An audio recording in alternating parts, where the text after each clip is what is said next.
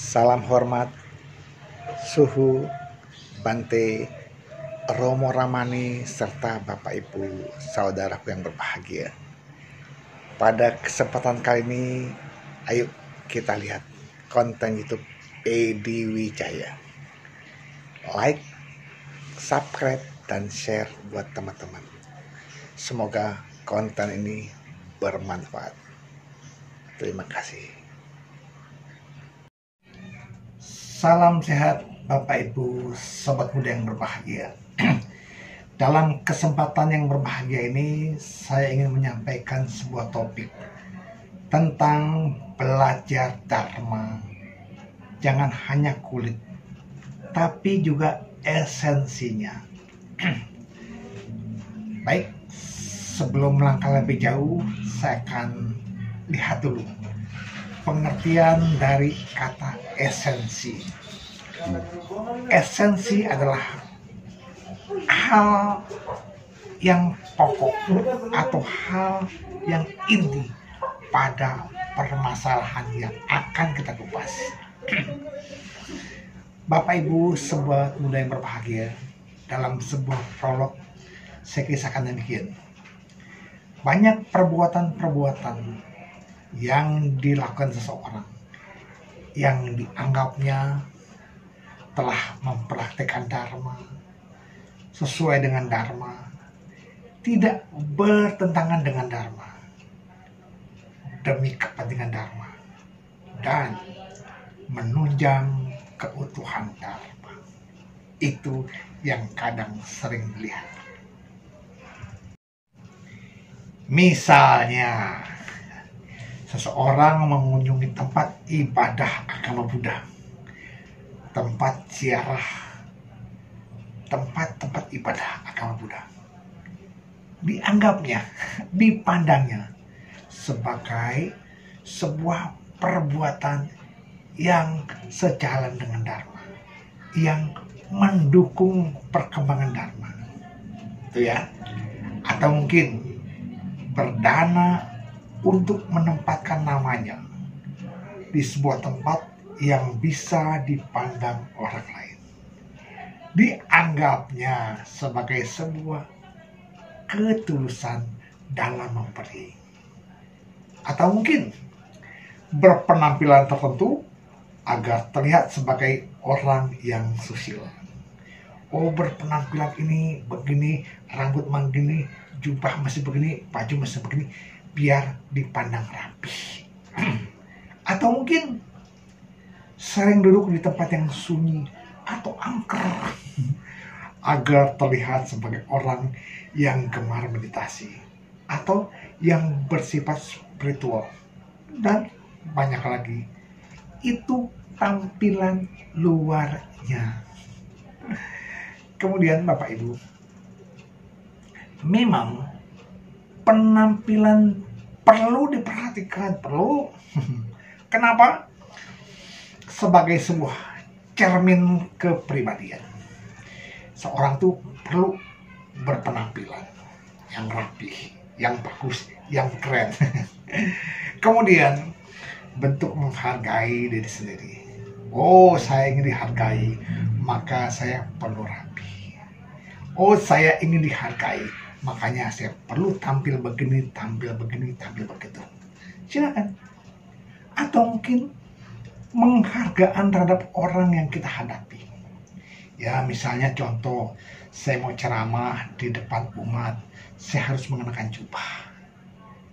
Oh, sekarang ke wihara menggunakan PDH sebelum masuk.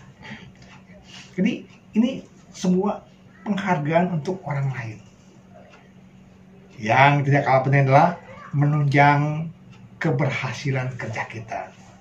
Tentu saya kalau di kantor berseragam, ya pakai dinas kantor. Bapak Ibu karyawan sebagai pekerja juga menyesuaikan. Para olahragawan pun demikian, menyesuaikan kerja supaya cocok dengan pekerjaan sebagai olahragawan. Ini ya, jangan dibolak-balik.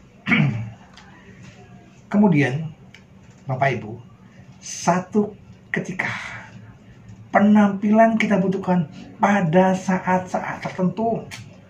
Misalnya, saat berceramah saya mengenakan jubah. Saat olahraga saya mengenakan pakaian olahraga. Saat berenang, saya pakai kostum berenang dong ya. Nggak mungkin saya mengenakan jas untuk berenang ya. Malah menghalangi karya itu. Atau mungkin saat hiking, kenakanlah sepatu, celana, kaos, dan topi yang mendukung. Kenapa? Ini dibutuhkan. Atau mungkin saat kerja bakti, cukuplah dengan berkaos saja, celana pendek. Kenapa? Kerja bakti misalnya di tempat yang kotor. Nggak mungkin dong saya kerja bakti di tempat kotor hanya berpakaian PDH seperti ini. Akhirnya saya pun perlu menyesuaikan diri. Itu perlu, butuh sebuah pemakaian kostum tertentu untuk tampil pada saat yang tepat. Tetapi, Bapak Ibu saudara yang berbahagia, kita jangan tertipu oleh tampilan luar. Jangan tertipu. Oh, dia ini tampilnya begini, maka nilainya begitu. Belum ya. Misalnya, ketika kita melihat orang berpenampilan kumuh, nggak rapi, langsung berpikir negatif. Wah, orang ini mencurigakan. Wah, orang ini begini. Hati-hati dengan dia. Jangan dulu. Jangan berkesimpulan dulu. Atau, wah, orang ini rapi. Dari bajunya, dari rambutnya, kacamatanya, dasinya, jasnya, sepatunya. Wah, ini rapi. Pasti orang baik. Pasti sopan. Hati-hati. Atau, kita lihat secara fisik. Orang ini gagah. Orang ini steril. Wah, dia pasti punya mental yang kuat. Jangan dulu. Atau melihat orang fisiknya lemah. Wah, dia pasti orangnya mudah putus asa. Wah, orang itu pasti penakut. Jangan kita berkesimpulan. Jangan kita berpraduga terhadap hal yang belum kita ketahui. Kenapa? Karena belum tentu orangnya demikian. Dugaan kita, prasangka kita seperti itu. Jangan. Bapak Ibu, sobat muda yang berbahagia. Di dalam Dhammapada syair 39, Sang Buddha mengatakan demikian. Orang yang pikirannya tidak dikuasai oleh nafsu dan kebencian, yang telah mengatasi keadaan baik dan buruk di dalam diri, orang yang selalu sadar seperti itu, tak ada lagi ketakutan. Kenapa? Dia tidak dikuasai oleh nafsu, hal-hal yang berlebihan. Karenanya dia tetap bersikap tenang. Nah, di sini akan berbeda dalam menilai seseorang bila kondisi atau orang itu adalah atasan yang kita sukai, maka pembicaraan pun, gaya berbicara pun akan berbeda. Atau berbicara dengan atasan yang tidak kita sukai, pasti berbeda. Nah, pada saat kita belajar mendapat pengajar yang menyenangkan, juga kondisi batin kita berbeda. Apalagi menemui pengajar yang membosankan, bikin bete. Aduh, bagaimana betul yang kita bisa bayangkan ya. Atau kita bercerita dalam kondisi batin yang bahagia. Wih, saya ulang tahun sekarang, saya bisa bercerita begini-begini dengan bahagianya. Tapi bagaimana kalau kondisi kita harus sedang bersedih? Maaf teman, saya nggak bisa ikut kalian karena saya sedang berduka. Pembicaraan akan berbeda. Oleh karena itu, kondisi ini pun akan kita hadapi. Lihat, apa esensi dari pembicaraan yang dimaksudkan. Jangan hanya melihat tampilan luar. Apa yang mau disampaikan, kita pahami. Oleh karenanya Bapak Ibu yang berbahagia, mari sekarang kita lihat apa esensi dari semua itu.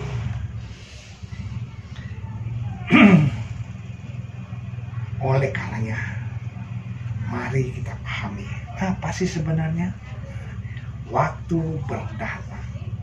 Bukan berdana untuk tujuan supaya kita dikenal. Bukan. Berdana bukan tujuan untuk dikenal. Atau berdana juga bukan untuk tujuan terlahir di alam-alam surga. Itu bukan. Juga berdana bukan untuk tujuan agar kita memiliki segala macam kekayaan. Pendek, singkat, sempit banget tuh pikiran.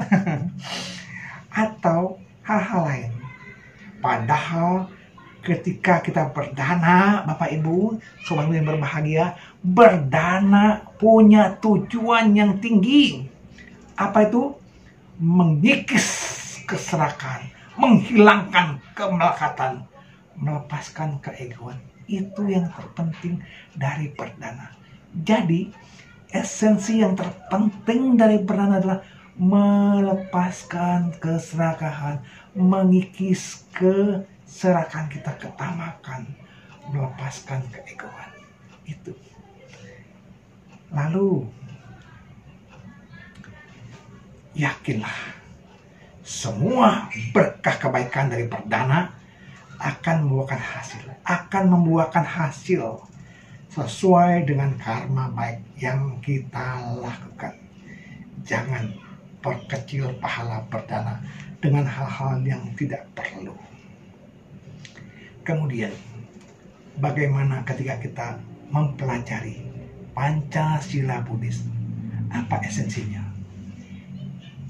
Tidak semata-mata karena saya hafal Parita Pancasila Buddhis, maka saya sudah baik, sudah bagus, baru hafal. Atau kita hafal artinya, arti sila demi sila dari Parita Pancasila Buddhis, itu pun belum seberapa. Juga, kita kalau sudah belajar, terapkan Pancasila Buddhis satu persatu di dalam kehidupan sehari-hari. Ini makanya belajar Pancasila Buddhis kita harus laksanakan. Bukan cuma menghafal, tapi terapkan sila demi sila. Kemudian padankan dengan Pancadharma, 5 dharma. Yang pertama, metta karuna, cinta kasih dan kasih sayang. Selain mengamalkan sila pertama dengan menghindari membunuh, kita juga kembangkan sifat cinta, kasih, dan kasih sayang. Kemudian yang kedua, selain melaksanakan sila kedua menghindari membunuh, kita laksanakan penghidupan benar. Padanannya yang ketiga, kita jalankan kepuasan, santuti. Yang keempat, setelah mengembangkan sila keempat dengan menghindari ucapan tidak benar, kita kembangkan dengan menegakkan kebenaran, menegakkan kejujuran. Kita kembangkan.